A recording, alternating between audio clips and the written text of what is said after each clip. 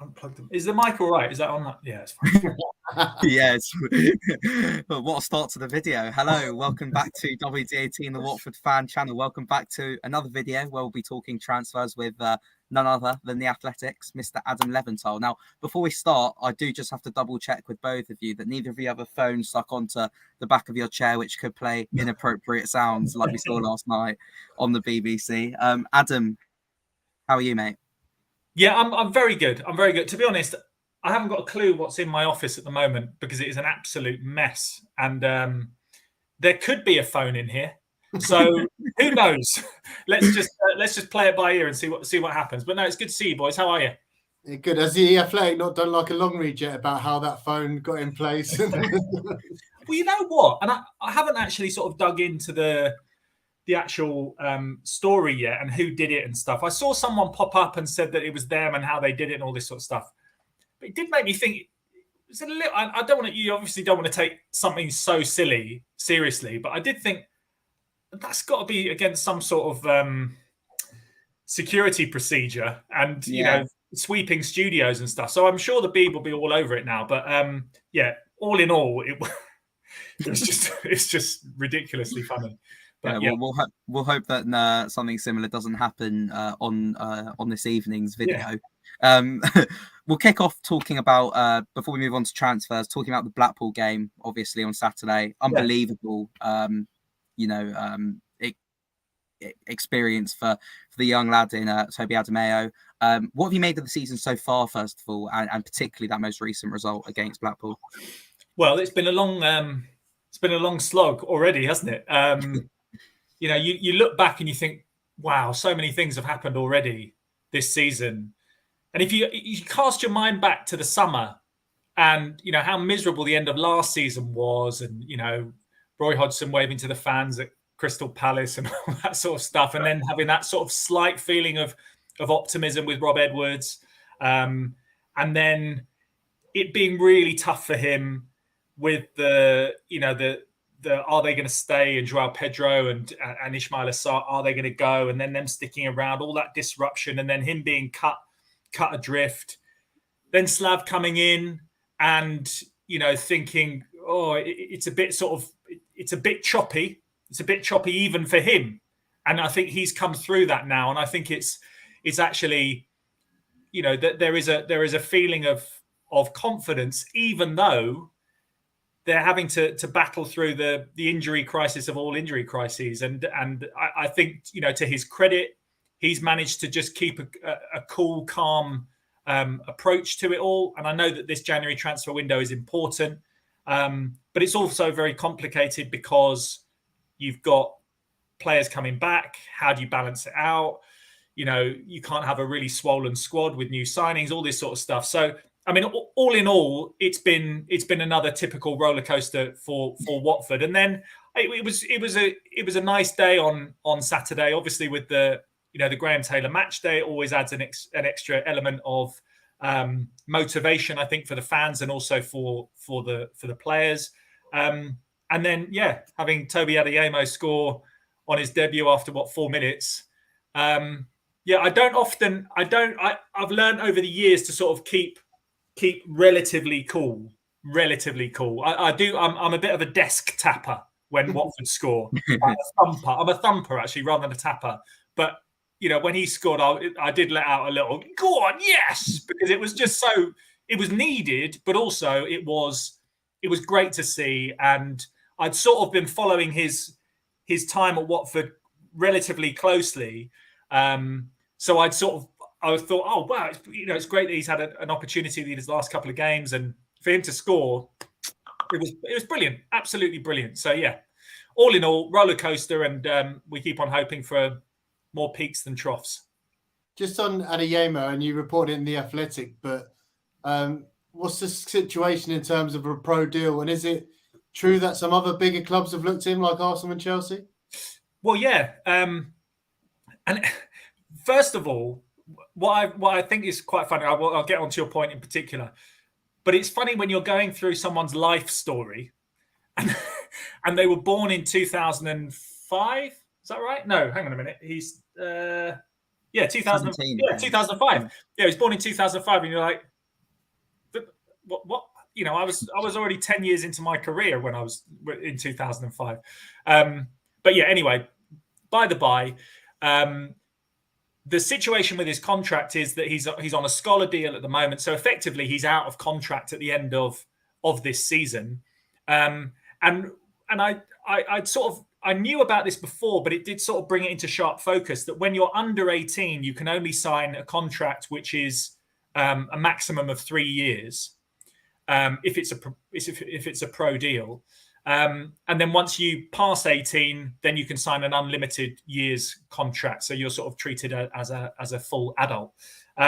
So Watford have to sort of make a decision now on whether they are just simply thinking of him as someone that they would want to sign on a 3-year deal. They could get it done now. And I don't think anyone would be disappointed if they did that. But also there are other clubs that have been aware of him on his way through. He had trials with Arsenal.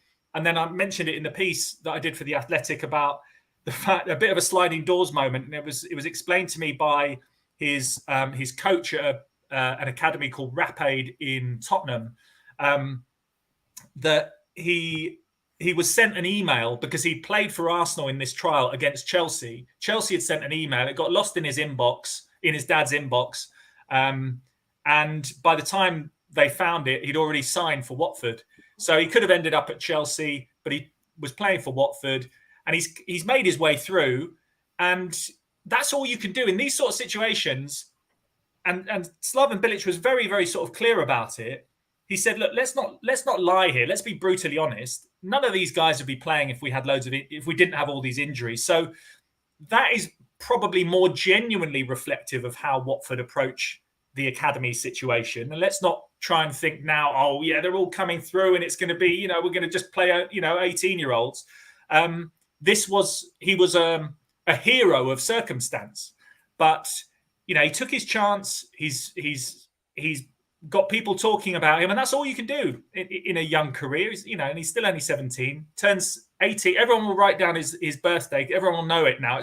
He scored on January the 14th. He turns 18 on March the 14th. So yeah, everyone can send him a card. I definitely get behind that after his goal the other day. Let's talk about incomings. And someone who you reported to have been linked with Watford, I think it must have been last week now, sort of lose track with all the rumours coming around. Facundo Pellistri from Manchester United. Yeah. Is there any update on that? Well, I was just looking at something before we came on air, and because he's playing, or he was potentially going to be playing tonight, but he's not. He is on the bench. Good. So he's on the bench for Manchester United at Crystal Palace, which is an 8 o'clock kickoff. And what happened last week was that there was a meeting scheduled with his agents with Manchester United after he'd made his debut in the EFL Cup game against Charlton. Played well, cameo role. Everyone was talking about him. And then it was sort of suggested that, yes, he's back in, but he's made a mark and we want to get him playing more football. A meeting was scheduled with his agents. That actually got kicked into this week. So I'm not sure if it's actually happened. What day are we on? Wednesday. It might have already happened, or it might be happening after this game, considering he's playing. But it seems as if Erik ten Hag is going to have an impact on that decision, whether he stays or whether he goes out on loan. There are big teams, and I know Watford is obviously the greatest team, but we're not the biggest. There are bigger teams after him. He played at the World Cup.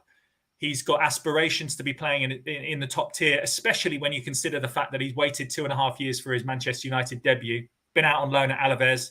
And I think that Watford are in a group of teams that would like to sign him. And he's definitely someone that they would like to sign, but it's just whether, it takes 2 to tango, or maybe 3. You need the club, and maybe Manchester United would like to have him in England. It's easier to then watch him and keep a close eye on him.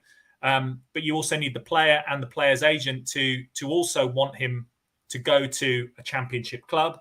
And I just think that it may well be that he might prefer a bigger move. And I think that Watford have to sort of know their place in this situation a little bit, really. And if they get him, then great. And, you know, it might well be that if they can get a player over the line, for example, the player that they're looking at, I'm sure we'll talk about it in a moment, right now from Benfica, it can always be, oh, well, they've brought him in. Oh, that's good. So they will have an opportunity to maybe definitely get promoted or really pushing for the automatic promotion places. So other pieces of the jigsaw can have an impact. But at this moment, Watford are in the mix, but I wouldn't say anything's advancing, especially considering he's sat on the bench at Selhurst Park, sort of, well, when they kick off very, very shortly. Picking Valencia over Hertfordshire. Yeah. What madness. Like you just mentioned there, the player we were linked with today, Henrique Arejo, I think is how you pronounce him. Yeah. I had a look today, look at kind of what he's about on Y Yeah, Scout. I saw that. That was good. They're almost like the Y Scout sort of clips. Sorry, get Charlie a contract at the Athletic. Get it done. Well, it can't afford me. Just really exciting prospect. Biggish number 9, can hold the ball up really well, intelligent movement, can finish. And then I think the biggest thing that kind of struck me was just looking at the fallout was Benfica's reaction. Their fans think he should be playing in the first team. So if we get it done, it sounds like a real coup. What are you aware of the deal, and do you think that's something that's likely? Obviously, you reported it today. Yeah, look, it was something that it broke. It was late last night, wasn't it, or very early this morning? It came out in the Portuguese press, and I think there was a little bit of, let's say, disappointment from some parties that the news was out there, because I think that there was still quite a lot of work to be done on the deal. And talks are ongoing between Watford and Benfica. I think there's willing on both sides, but there is still elements of the deal that need to be done. And you know, this is a player that is seen as one of the hottest prospects in Portuguese football. He has been drafted in to the first team. The majority of his games have been playing for Benfica B, scoring, you know, a hatful of goals. I think his record this season is 3-4, but he scored, correct me if I'm wrong, 28 in 58, I think it is for Benfica B, under 21 international for Portugal. You know, I suppose if you put it in the context of the whole country, he is a hot number 9, and eventually they are not going to have the most famous number 9 in the country playing for the national team. Obviously, we saw the episodes with Cristiano Ronaldo, and they're very much looking at the succession planning in Portugal. So he is seen as someone that might be able to go all the way. And yeah, if Watford could get him, then it would be a real coup. But at this stage, I think that there's confidence, but I think there's some decent numbers involved in this in terms of, you know, wages and structure of the deal. As I understand it, it would be a straight loan, so it shouldn't be too complex. But I think there'll probably be, financial questions, but also sporting questions as well, to just sort of make sure that we're all on the same page, and this is going to be a positive move for someone who is seen to be, you know, a proper player that's been watched by all the big teams. I actually checked in with a guy who works in recruitment in one of the other, who works in another Premier League team, and he said, you know, he is someone that a lot of clubs have been watching. You know, you've mentioned his skills there about, you know, the fact that he can lead the line, but he can also drop and then drive with the ball. So yeah, look, if they can get him, it would be great.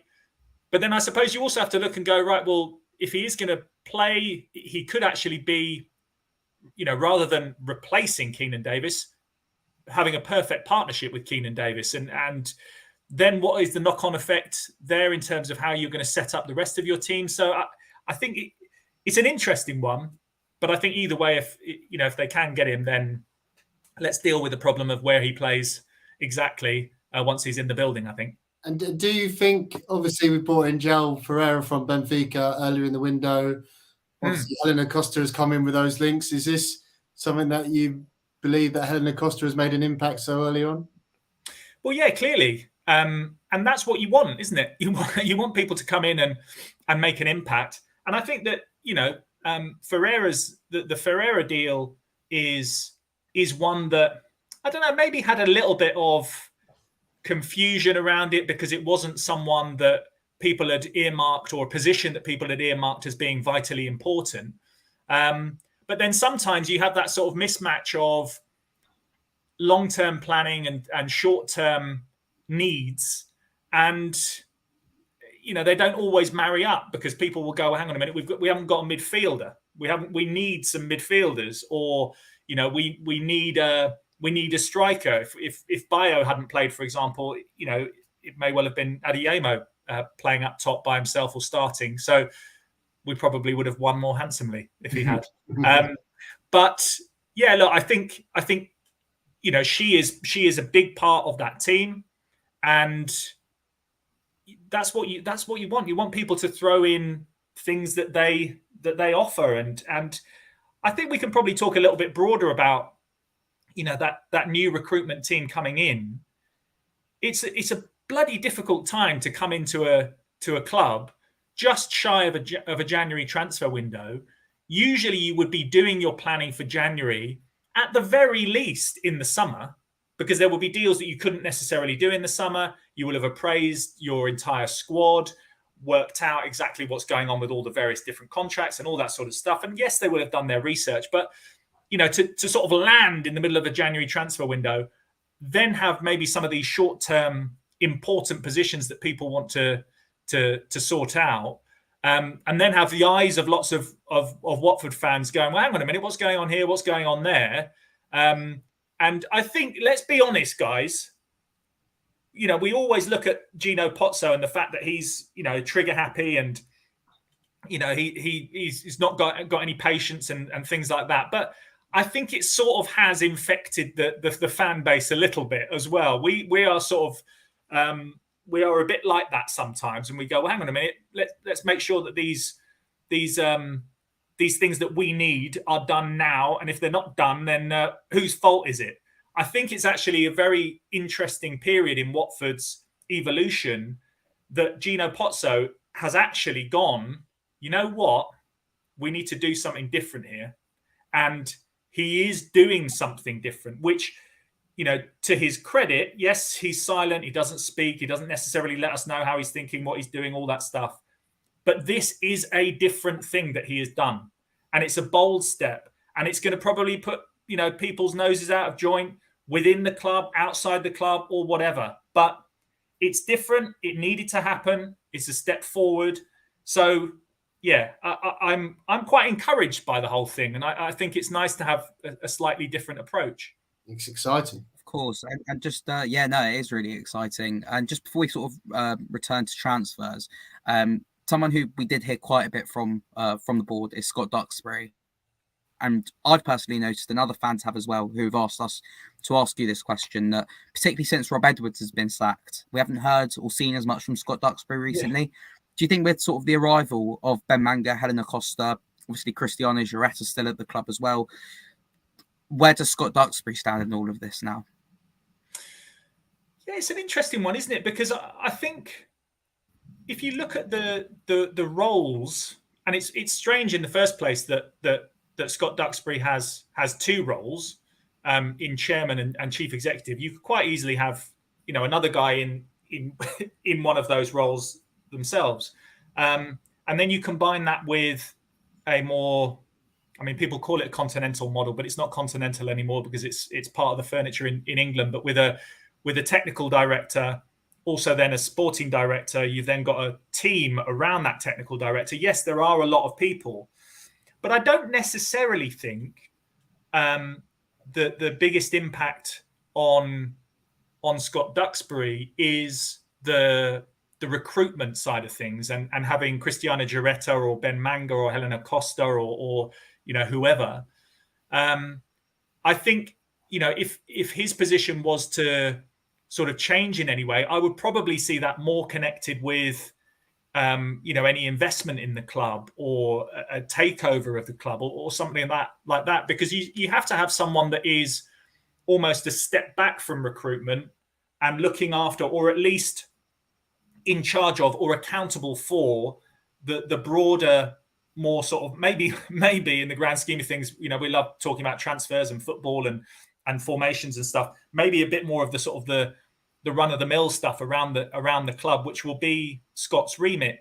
And I think that he will clearly still be briefed and be involved in negotiations and finalizing contracts and things like that. But I think it's actually probably quite healthy that he's not necessarily involved in every single part of a deal and things like that. So yes, I mean, the main point that you made there is we're not hearing from him.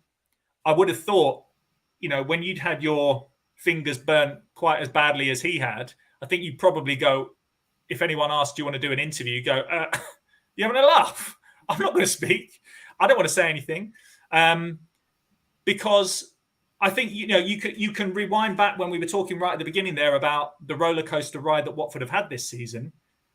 Let's be brutally honest, that the hell or high water quote was feels like ages ago. That it does feel like ages ago, but it was coming from a good place. I think it was coming from a good place, and a feeling that, okay, right, we are going to go into this. We're going to have a new approach. We're going to try and sort of keep a bit more steady. But then I think I probably wrote it either at the end of last season or this season. But Gino Pozzo is a leopard, and he is not going to change his spots. And if he doesn't quite like things, it's his club, it's his party, and he'll cry if he wants to, and he'll sack the manager if he wants to. So, I think Scott was out there saying what he believed at the time, and unfortunately, it came back to bite him in the bum. And he will know that. He's not stupid. And now I guess he can just probably stick to. I was just sort of checking earlier on about, as I said before, my office is a proper mess. But he has occasionally been doing columns in the program, and I think there have been a few here and there since his interview with Andrew French in the Watford Observer. But also that was a different time as well. That's part of the story of the season too. Being out there, being a bit more out on the front foot and communicating a little bit more, and then going, hang on a minute, what strategy are we going for here in terms of comms? So, I think it's been a learning curve for a lot of elements of the football club, and I think, look, at the end of the day, Scott Duxbury will want Watford to be doing well and succeeding, and he'll be delighted to have Slaven Bilic in there now. And he will know that he is that the footballing side of things is in relatively good hands, or really good hands actually. So I think he'll be quietly content to be quiet at the moment. It's never a dull moment, is it? But, no. but back to the juicy transfer news, and there's a couple of names like flying about. Right. Here we go then. Ryan Porterhouse, and I want to get his name right from Rems, Marshall Munitsi, but just wanted to. He looks quite an exciting player, but someone that Bournemouth and Burnley are after. But kind of just wanted to know, Adam. Obviously, Slav at the weekend said about striker, midfielder, winger. But do you know of any other? I don't know if you're going to give us a WD18 exclusive, but do you know what the club are looking for? If there's any names that are more likely than others? Well, I'd love to give you a big exclusive, but I think let's look at this in a bit of a sort of a list or a process, really, that it's out there that Slaven Bilic wants a striker, a winger, and a midfielder. The striker seems to be moving forward, and I think that he would be content with that. He's pinned his colours to the mast and said that he would like Pellistri, but I think that there will be other options in that regard. Then with the midfield, I think it feels as if they need a defensive midfielder that can sit and do the job that. Yes, you've got Hamza Chowdhury doing that job, but it's not really his perfect skill set to be doing the job that Watford need him to be doing. That sitting midfield role where you are going to be setting the tempo. Let's not forget as well, we haven't mentioned him yet, Imran Louza, injured at the beginning of the season, came back, showed us exactly what we've been missing, and then goes again. And, he is such a key element to this side. And then you have to look back then and go, right, oh yeah, Imran Louza, what was the story related to him? Oh yeah, the fact that we never had anyone that can do his job if he's not there. So yes, had Hamza Chowdhury, but I see him more combative up and down, and willing to track back, willing to make that last ditch challenge. He made a great one, didn't he, against Blackpool at the weekend?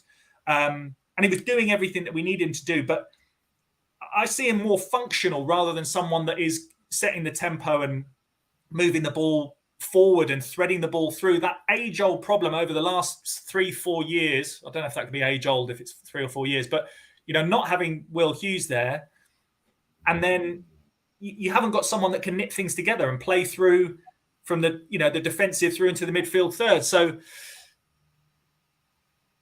I will likely lose my train of thought when I ramble on like this. But the point is, the midfield side of things is also related to players coming back. So you're, likely to have Tom Cleverley coming back. Edo Kayembe, I think, is slightly ahead of him. When is Imran Louza going to be coming back? Can we sort of make our way through this situation?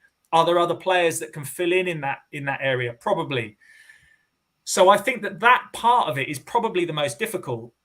In terms of the winger as well, I think having Mateus Martins pitch up and everyone go, hang on a minute, he's like a cross between Cucho Hernandez, Joao Pedro, and Richarlison all in one. And you're like, I was gonna say a cross between Messi and Ronaldo based on his performance. Yeah, exactly. But look, he turned up, and you thought.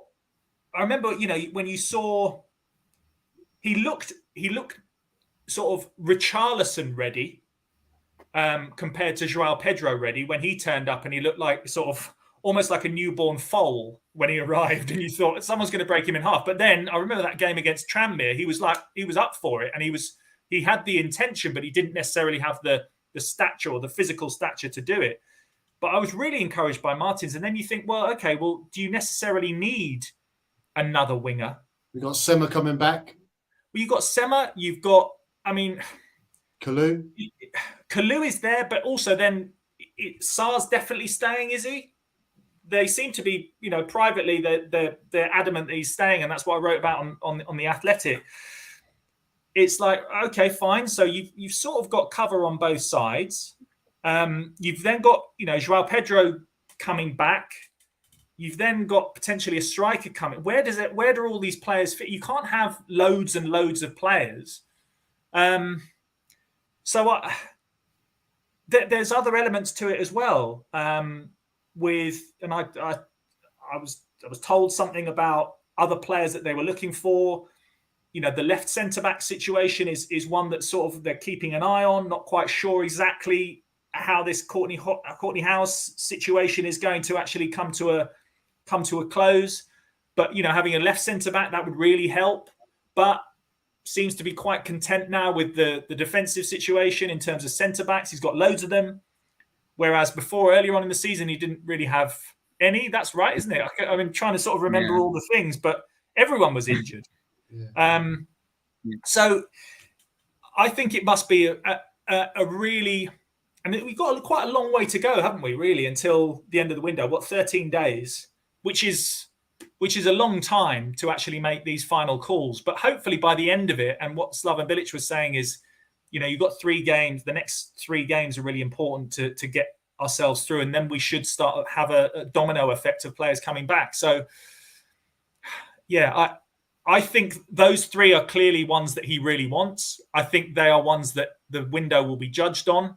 They have the potential to cause a few little, frissons of frustration, because he's been out there and said it very clearly and loudly. And I did check up with him because he said it in the press conference. And at the end, I did say, so you mean you want the 3 on top of Martins and on top of Kone, who's come in? We haven't mentioned Kone either.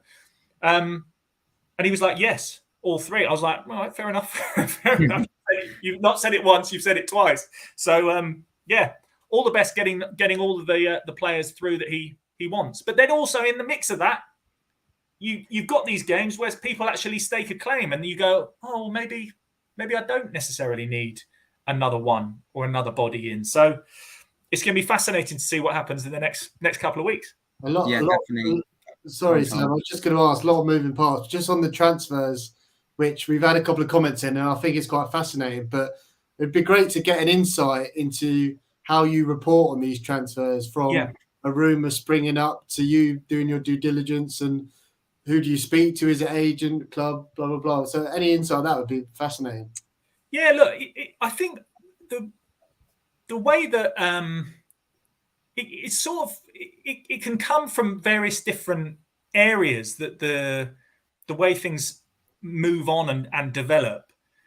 First and foremost, you do see a lot of things online, and obviously you'll see, oh, hang on a minute, he's been linked, or that's sort of starting to bubble in another country. So you then chase it up with either the agent or recruitment people that you know, either in that country or elsewhere, or people that you know who've got their sort of ear to the ground. You have sources in all areas at the club, in various different areas that you check things with. And that's how you make sure that when you go with a piece of information, it's not just an agent saying things, because you're always guarded against, contact coming in from an agent, because you think, well, why are they saying that? And you always apply that thought to any source that you speak to. Why are they telling me that? Because it's always going to be effectively in their interest to get their message across. But what we always do, and what any journalist, budding or otherwise, should do is double sourcing, at the very least, everything that you check. And I'm not someone, and I know you had Andrew on last week, and I think he has a different approach to covering transfers, and that's absolutely fine. I think a lot of people have different ways of viewing things. I'm very much aware that we're now so au fait and interested in the inner workings of transfers that I don't believe in. I don't like the word rumor, because I find it quite sort of. I find it's sort of like it's based in sort of fake news world. It's a rumor. It's a rumor. It might be true. It might not. It's like, well, find out if it's true. If it's true, you can then nail it down and you can report it. And I think that it's worthwhile reporting elements of transfer stories. So, for example, with this deal that is potentially going to go through for Arejo, that's the right pronunciation, isn't it? Arejo, yeah. We'll go with that for now. Yeah, we'll go for it. That's what he's called right now. So it may well be that deal doesn't get done, but it's important to know that, especially when Slaven Bilic has come out and said we want a striker, that they are moving for a striker. They are talking to this striker. They're talking to his club. They're trying to make it work. So I think that I find it really interesting. I find the ways that transfers are happening now even more interesting than I did before, in terms of the inner workings, the clauses that you get, the sell-ons and all that sort of stuff. I think you speak to so many different people, and you have sources everywhere. And also the advantage that we have at the Athletic is that, if say a player is going to go from, I don't know, any team, just random teams from Newcastle, I can speak to my colleagues who cover Newcastle. They can tell me what's going on. I can cross-reference with them, blah-de-blah-de-blah. But also in Spain, we've got experts, Italy, France, Germany, wherever. So you've got this huge amount of contacts that you can draw upon. not only your own but other people's as well, to make sure that you are solid in the information that you've got. And obviously, there will be occasions when you go with something and no one else has gone with it, and you're thinking, right, I'm on my own here. But you've done your due diligence, and you should trust everything that you report. And things can also change as well. And I think that you have to be prepared for that. And that's just part of the industry. It's part of the tapestry of it, because you can never be, unless you're in that room, or you are that player, or you are that agent, or you are that owner that might make decisions like that, then you can't necessarily nail down that it's definitely going to happen like that. Yeah. Because similar to when Sarr almost went to Aston Villa, wasn't it, in the summer? Yeah, absolutely. That was one that was nailed on. He was gone. He was ready to go. Agent was on. All it was all sorted. And there's a lot of people around the Sarr deal as well. So it's also the amount of people, the amount of sort of stakeholders that there are in transfers now, that it's not just, Club A speaking to Club B and there might be an agent C in the middle. Oh, the amount of people that are involved is frightening sometimes. So that's why sometimes you can get different elements of the transfer coming out at different times and stuff. But also that you can cover the story as it's happening, but then there's always more information that will come out a little bit down the line when people aren't immersed in actually doing that deal, and you can speak to them and say, well, when did you fly over? When did you do this? What happened? Da, da, da, da, da, which I always think is really interesting. So, yeah, I hope that gives you a little bit of clarity. But as you can tell, January transfer window is very much like rat-a-tat-tat, just like loads of stuff going on and all sorts of stuff flying around all the time. There's a lot of information trying to get hold of it all, and it's good fun though. It is good fun. Oh, definitely. Thank you, Adam. That was really interesting, and I'm sure for any sort of, as you say, budding journalists who are interested perhaps in more and how the industry works, I'm sure that was helpful for everyone. But let's move on to our last part of the video. So something we do with all of our guests is a game called Agree to Disagree. Charlie, do you want to explain a bit more about how it works? Yeah, so we've just got a bunch of statements that we're going to put to you, and you simply have to agree to disagree and kind of elaborate on that. So we're kind of putting you on the spot to get some opinion. So Sam, do you want me to go through them, or do you want to? Well, I was going to kick off actually with a question that we had from a few people on Twitter as well regarding potential American investment that Watford may have coming in soon. And the question is, do you agree or disagree Watford will get American investment over the next year? Ooh. Well, if you look at the direction of travel across the board in football, it's more likely than not. And I know that Udinese put out a statement regarding a sort of almost like a post that was put out to say that the deal was done with American investors yesterday. It doesn't necessarily mean that there hasn't been negotiations and there hasn't been a move in that direction. So it would not surprise me at all if it were to happen. And there's more to be explained and written about this process. It seems as if it's sort of a movable feast. But we can go into detail. Do you want me to go into a little bit of detail about what's happening with that? Or yeah, I think people will be interested. Yeah, look, there were two, and we wrote about it on The Athletic back in October, that there was two what are known as SPACs. So they are special purpose acquisition companies, right?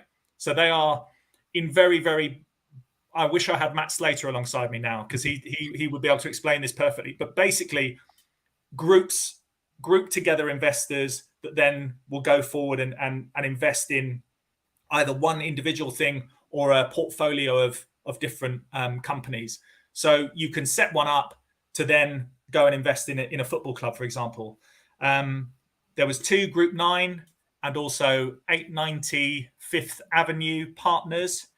And basically these SPACs, as they're known, are set up. They have a 2-year window to get their business done. One of those actually expired prior to Christmas, just before Christmas, and one of them, 890, actually acquired the rights of Group 9 to then carry out investments. Now, it's not clear at the moment as to whether that ship or those ships combined have actually sailed, or whether within either one of those SPACs, there's been enough talk, there's been enough interest for that to then manifest itself either in this second SPAC, which is 890, which has also now expired, it seems, very, very recently. Whether something will now kick on with people from those interested parties. So we'll have to wait and see. But this isn't the only, set of people that have been interested or had discussions about investing in Watford. This has been an ongoing process for the last few years. So we shouldn't be surprised. If it's not them, it will probably be someone else. Most championship clubs, but most bottom half clubs in the Premier League are up for grabs if you've got enough cash. And Watford have always been open to a strategic partner that can come in and add value. So, if it doesn't happen now, then I'm sure it will happen in the near future, because that's the thing that will take Watford up to the next level. And also, let's not forget, Udinese at the moment are a very, very attractive proposition. And you also get a bit of Watford for the bargain. And that's basically what you really want. So you can you could take Udinese if you want, or a portion of Udinese, and also get a bit of Watford. And then you've got an opportunity to then see your Watford investment go right up. Because if they can get back into the Premier League, if we can get back up into the Premier League, then you know that you're on a decent earner. And if you've improved the structure of the club and made some alterations as well along the way, then that's all the better. So, the original question was, do we think it's going to go American at some point? You have to agree or disagree. I agree. I agree. Good stuff. I was going to ask, I don't know how much we've got time, but I've got time. Carry on. I'm enjoying this. It's good. Okay. The one that I kind of like, Slaven Bilic was a better appointment for Watford in the long term compared to Rob Edwards. Oh, yeah. Absolutely. Yeah. Yeah. It was a nice idea to bring Rob Edwards in. And I think that he came in with the best of intentions. Richie Kylie's assistant was a good lad. They tried their best. They were trying a lot of good things. They were trying it in the purest form to get a group of guys together in a very difficult situation. And, tactically as well, they were trying, but there was so much ebb and flow in the squad, and it was a bit of a nightmare. And I just think that the stakes were too high for them to be trying to work in that environment. And Slaven Bilic has, been around the block plenty of times, and he knows the territory, he knows the terrain, he knows England, he knows how, hard-nosed owners work. And I think he would probably have been the right appointment right at the beginning. Those stars didn't align at that time. So I think, all in all, he was a better appointment than Rob Edwards, which is no slight on Rob Edwards, but Rob Edwards has shown his true colours now anyway. So I think it's actually more. You look at it and you actually go, Rob Edwards would probably go, that size club, Luton I would probably suit that better now. Replicating what he had at Forest Green, is sort of more of a band of brothers sort of vibe, which, had been built by Nathan Jones. Yeah, I think all in all, everyone's probably ended up in the right place. Yeah, definitely. As you say, Rob has shown his true colours, and as we said previously, I would like to wish him all the best. But yeah. I hope he does a terrible job. On the January transfer window again, and sort of in the spirit of it, agree or disagree, Gerard Deulofeu is Watford's greatest ever January signing? Ooh. Think of all those times you stood outside Vicarage Road in the snow. Yeah. Seeing the boys come in. I don't know. Well,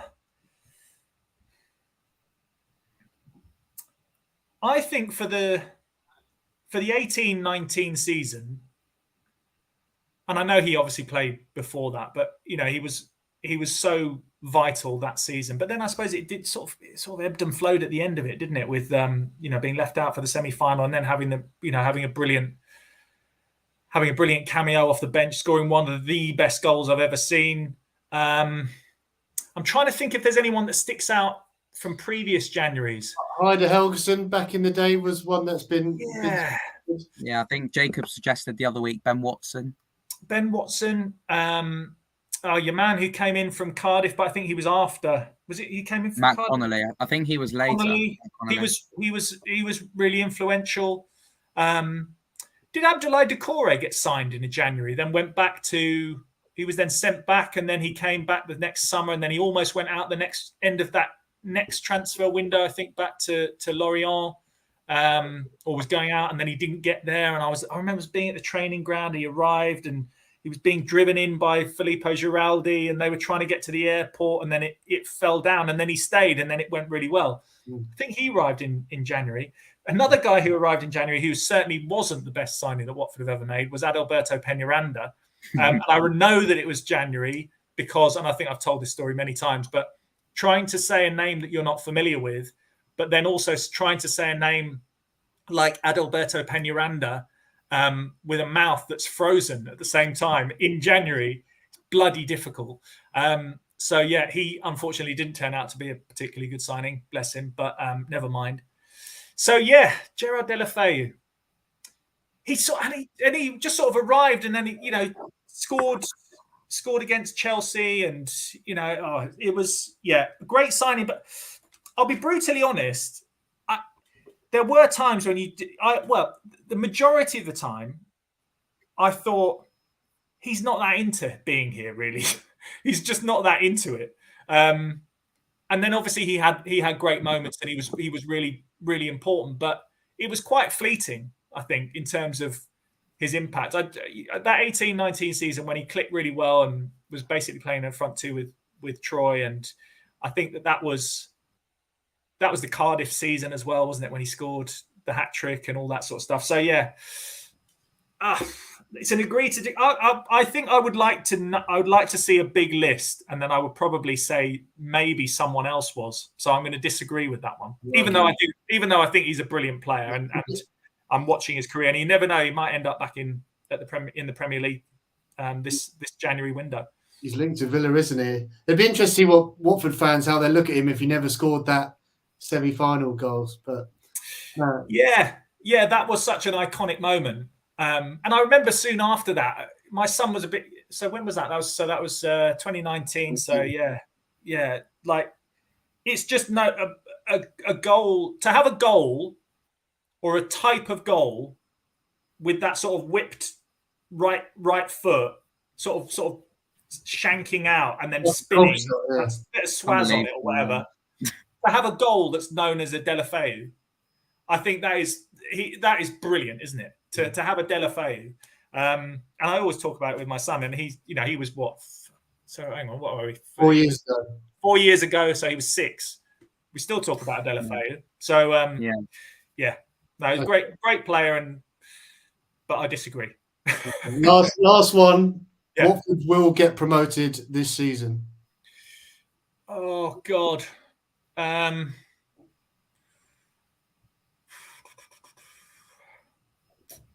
just don't know. I genuinely don't know. I really hope that we will. But if you're sat here now, and the points with Burnley, what are they? Is it 16 and 11 from Burnley and Sheffield United? The gap, something like that. A big gap. It's a big gap, and then going into the minefield that is the playoffs.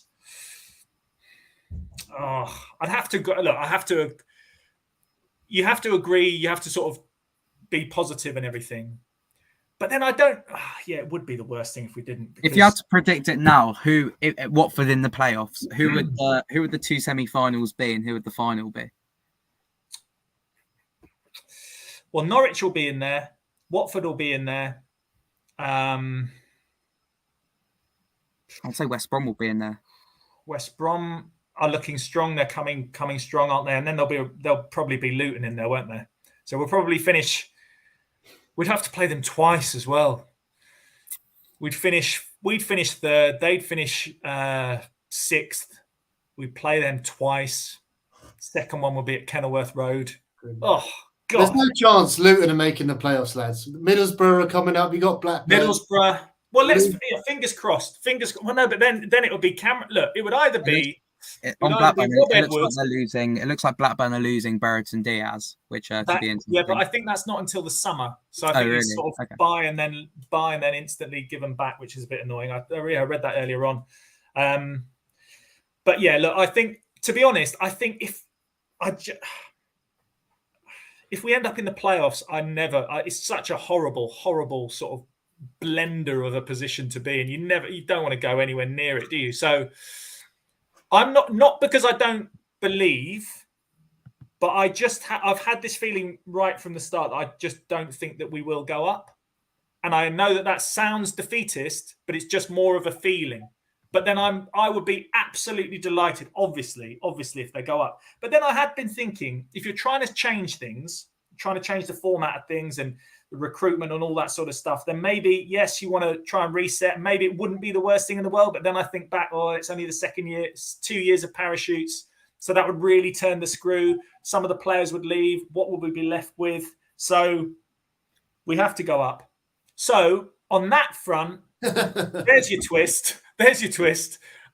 We will go up. And I agree that we will get promoted because they have to. The stakes are too high. And I believe in Slaven Bilic. I believe in his team. I believe in him. And yeah, I've convinced myself. The stakes are too high not to go up. So I think they will. Even if it is in the playoffs.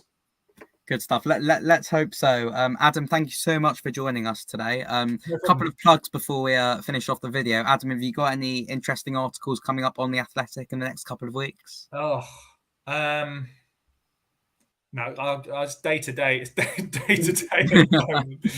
With Watford, you always have to be on guard. Yeah, look, I mean, there's lots of articles. I think that sometimes you can go back and read and reread and learn bits and bobs from. But look, I mean, there's obviously various issues that I've covered today, which we won't go into. But I think it's important for people to read, obviously about transfers, but also broader issues, be it finance, be it other issues that are off the field, which are worth checking out. But yeah, look, I had a bit of time away covering the World Cup and stuff like that. So, I wasn't necessarily writing as much as I had been on Watford, but I've been keeping tabs on everything and knowing exactly what's been going on. And actually, whilst I was away, it was actually quite interesting sort of tucking back in and just like little key things that were happening, like, Julian Dix coming in or Ben Manga coming in, or it was just before I went away, but the investment story and things like that, and Helena Costa coming in, some of the transfer deals that are going on. So yeah, there's always going to be stuff happening. But perhaps more importantly, and this demographic, we have to mention not only The Athletic, but I'm having a midlife crisis. And what am I on? What am I on, Sam? It's Have I lost you? I've lost you. I'm on TikTok. Yeah, TikTok. Yeah, you lost me. Yeah, I forgot about that. I'm on TikTok. So yeah, I've actually started doing stuff on TikTok, which is an interesting world. So yeah, I'm on TikTok if anyone's interested. We'll definitely we'll plug that definitely down below on the video. Don't worry, Charlie. I was only joking. It was just quite interesting because you look at your various sort of socials and stuff like that, and seeing how big YouTube is, but TikTok is just bosh like that. It's ridiculous, isn't it? So I thought I'd engage in it and have a bit of fun on there. But look, I appreciate the support from you guys and from everyone with the Athletic stuff and all that sort of stuff. So yeah, I appreciate it. Oh, good stuff. And Charlie, Watford FC Spaces this week? Yeah, just for Watford FC Spaces, follow Adam on TikTok, TT Adam Leventhal. That's and the when one. we get Henrique Arejo signing done, he's going to do a TikTok dance to celebrate. So Yeah. you have to follow by itself. I've managed to sort of actually just stick to the facts and boring transfer stuff so far, but I'm sure I'll get bored and end up sort of doing lip syncing and all that malarkey. So yeah, well, you have to guarantee you'll do something like that if we get promoted this season. Can we get that? In the pond. In the pond. And yeah, Watford FC Spaces. We're back tomorrow at 7. Talking to Jack Greaves. Obviously, he's got a brilliant story with Watford. He scored that fantastic goal in the FA Youth Cup. What a strike that was, by the way. And we've got Omar Reza, the under-21s lead coach. So make sure you tune in, hit the request button, ask your questions and all that good stuff. But yeah. Good stuff. And very, very last thing to round up. Let's get both of your score predictions for Watford against Rotherham on Saturday. I'll go for another 2-0 win. Charlie? Go for an optimistic 3-1. Good stuff. I'm going to go 1-0 Watford. I think it'll be another scrappy game where we sort of get a goal in the second half in front of the recruit. But Adam, thanks so much again for coming on. Love to have you on again at some point, maybe even later on in the transfer window. Good stuff. Charlie, thank you as per for joining me.